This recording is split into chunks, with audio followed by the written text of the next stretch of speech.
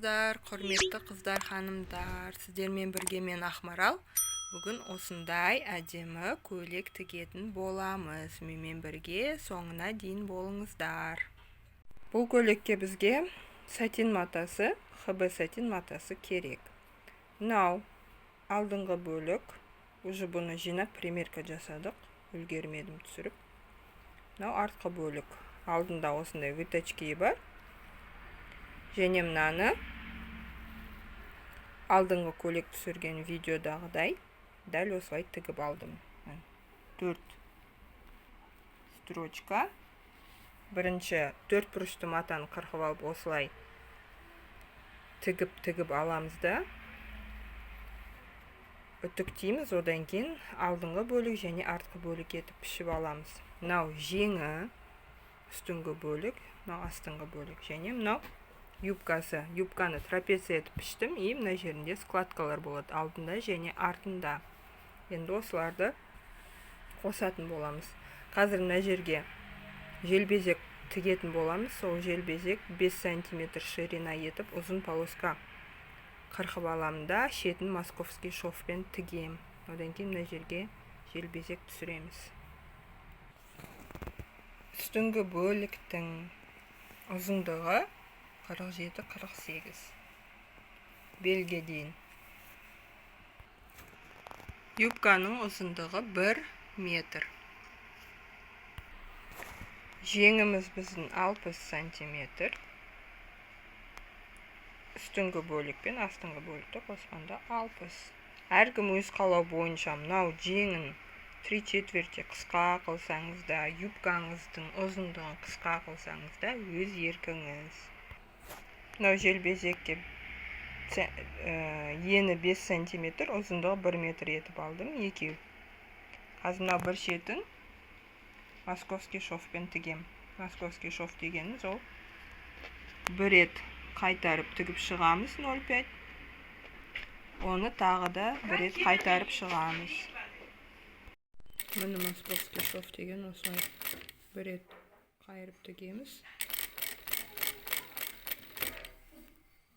Одан кейін екінші рет қайырып тағы тігеміз.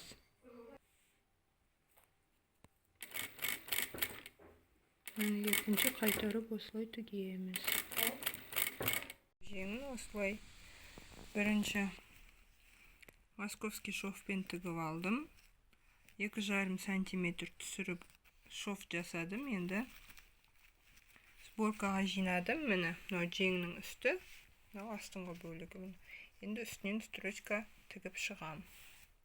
Ана жеңін тіктім. Жанын қосып оберлоктадым және астыңғы жағында оберлоктадым. Қайырып резинка саламыз арасына. Енді юбкасын тігеміз. Міне мынау юбкамыз. Мына екі шетін тігіп оберлоктап алдым. Мынау етек жағында осындай кофтадағыдай складка жүреді, тігіледі. Осыны қазір мен астыңғы жағынан 2 см, 3 см қайыруға қалдырдым.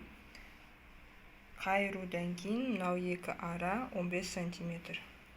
Мынау тігісіміз 2 см. Осыны қазір айналдыра юбканың етегіне сызып, үтіктеп алып, сосын шов түсірем. Екіншісінде дәл солай, үшіншісінде дәл солай тігемін. Сонымен юбкамыздың етегі дайын болады. Міне қараңыздар. Осылай бүктеп, үтіктеп алдым. Енді қазір былай строчка жүргізем айналдыра. Екіншісі, үшіншісі дәл осылай. Араларын бірдей етіп, үтіктеп аламда. Строчка жүргізем, осындай әдемі полоскалар шығады. Міне осылай тігіп алдық шовтарын. Енді осыны юбкамызды үстіңгі бөлікке қосып тігеміз. Мынау складкалары 3-3 см-ден алдында, артқы жағында және келесі алдында.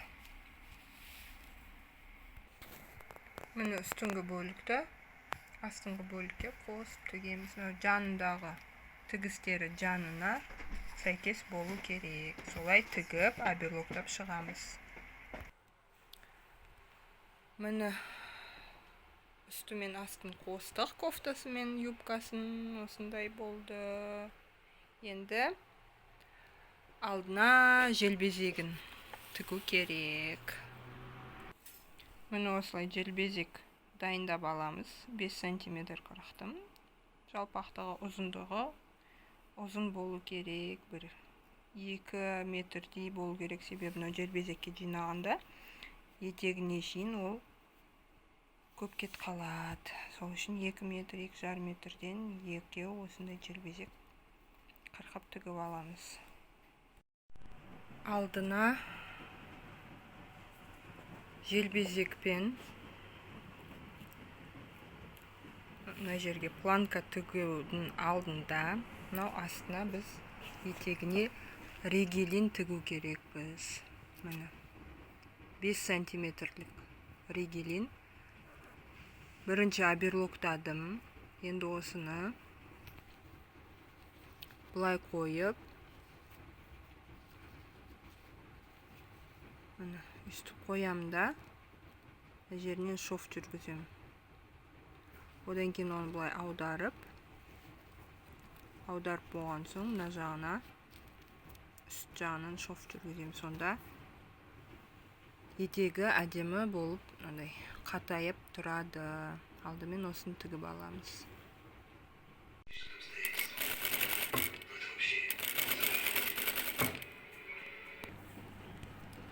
Міне тігіп шықтым ригеленді. Енді осыны осылай аударып,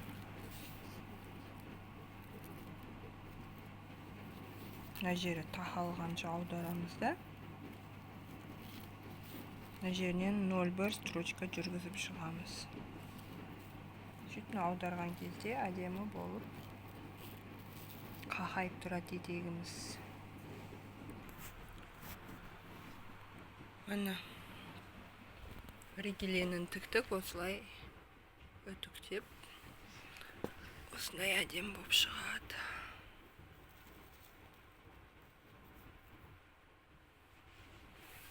Енді мына алдына желбезегін тігіп, сосын планкасын тігеміз. Міне желбезегін тіктім.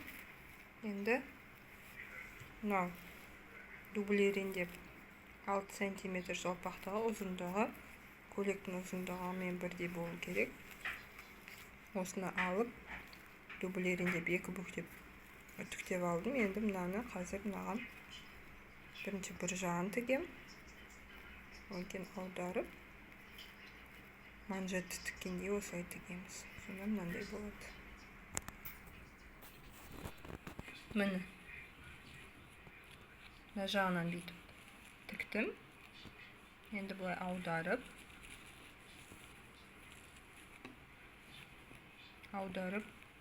мына жағын көктеп шығу керек. Одан кейін 0,1 строчка жүргіземіз. Жеңін тігеміз. Жеңін аламыз. Бас жағына строчка жүргіземіз. Кішкене сборка жасап, сосын проймасына, қолтығына қондырамыз. Міне жеңін осылай кішкене сборка жасап, бас жағын инемен қыстырдым. Строчка жасап, оберлоктап үтіктейміз. Міне жеңін тіктік. Енді астына резинка тігу керек. 1 сантиметр қайырып, білекпен бірдей етіп резинка қырқып алып тігеміз. Енді мынау жағасы қалды. Жаға немесе жаға ұнамаса, сіздерге аптачка тіксеңіздер болады. Ал бұл заказда жаға болады екен. Міне осындай сәл мына жағы рубашкадағыдай, бірақ мына жері сәл доғылдау. 2 жағын дублерин жасап, осылай шаблоннан қырқып алдым. Енді осыны мойнына тігетін боламыз. Міне осылай қойып алдым. бір жағын тігем, екінші жағын аударып, одан кейін былай 1 сантиметр қайырып тігіп шығам. Міне осылай қолмен көктеп алдым, енді 0,1 строчка жүргізіп шығам. Сонымен петляларын тігу керек. Құрметті қыздар, көйлектің переделкасы болды. Желбезегі етегіне шейін болмайтын болды, тек беліне шейін болатын болды. Сондықтан беліне дейін ғана жасап осылай қайтардым. Жағасын тіктім. Осындай жаға. Және мынаған резинка емес, манжет тігілетін болды. Қазір манжетті дайындайым. Артқы жағынан тігіс түсірем, 5-6 сантиметр. Косой бейкамен обработать етем. Осы өзгерді фасоны, енді алдыңғы фасон ұнаса сіздерге солай тіксеңіздер болады. Ал мынау қызға мынау фасон ұнады, сондықтан осылай жасадық. Мына почти что көйлек бітіп жатыр. Түймесін тігу керек, алдына петляларын түйме. Және мынау манжетасы қалды. Манжетасын дайындап алдым. Дублерин жабыстырып, ұзындығы 26 сантиметр, ені 12 сантиметр, екіге бүктеп үтіктеп алдым. Сонда 6, бұлай 26 болды. Қазір тігіс жүргізем. Мына жерден 3 сантиметр, бұлай. Мына жерінен тігіс жүргізем. Теріс қаратып. Сосын оң қаратамыз. Одан кейін мынау жеңімізге тігетін боламыз. Ал қазір бірінші мынаны мынау тігіс. Осы тігістің тура ортасын тауып, артқы жағына мені белгілеп қойдым. 5 сантиметр қырқып, косой бейкамен тігіп шығам. Мені манжетті дайындадым. Жеріне тігеміз, мынау косой бейканы айналдыра тігіп шығамыз. Мен осылай тігіп алдым, енді бүктеп. Осылай бүктейміз да тігеміз. Бұлай тағы шов түсіреміз. Сонда мынандай болады.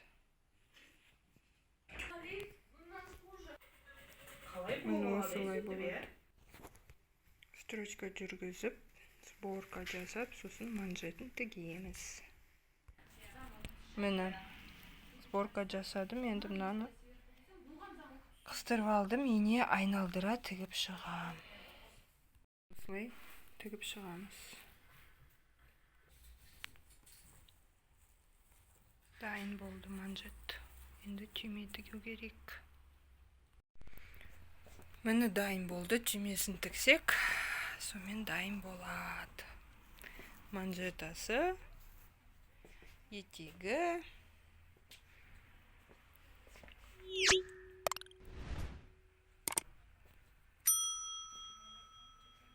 Осымен көйлегіміз дайын. Менімен болғандарыңызға рахмет. Сау болыңыздар.